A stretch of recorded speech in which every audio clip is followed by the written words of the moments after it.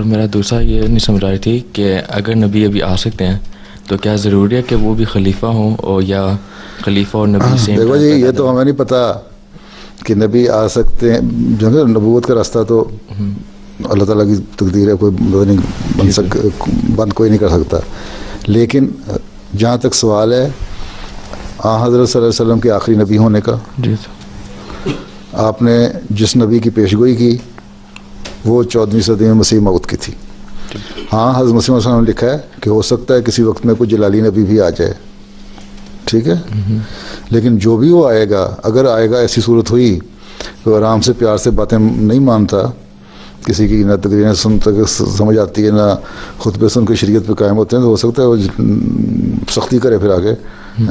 پھینٹی پھونٹی لگائے تھوڑی سی، تو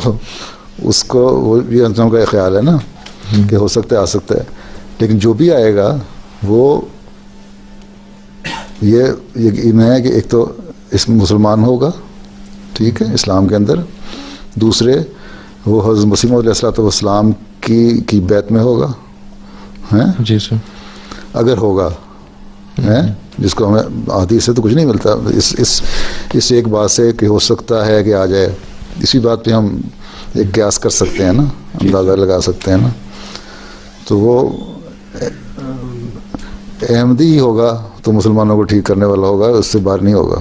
کیونکہ بہرحال اس نے اس نبی کو بہرحال ماننا ہے جس کی پیشگوئی حضرت صلی اللہ علیہ وسلم نے کی تھی، اور نبوت کا مقام ہے. باقی حدیث میں آتا ہے آنسل نے فرمایا کہ میرے امت کے جو علماء ہیں، ایسے علماء جو تقوی میں بڑے ہوئے ہیں، نیکیوں میں بڑے ہوئے ہیں، وہ بنی اسرائیل کے نبیوں کے برابر ہیں، ان کی نبیوں کی طرح ہیں، ٹھیک ہے. تو اس طرح کے جو بنی اسرائیل کے نبی تھے پرانے زمانے کے، تو ان میں تو ہو سکتا تقوی سے بڑے ہوئے تمہیں بہت سارے لوگ نظر آتے ہیں جو نبوت کا مقام رکھتے ہیں،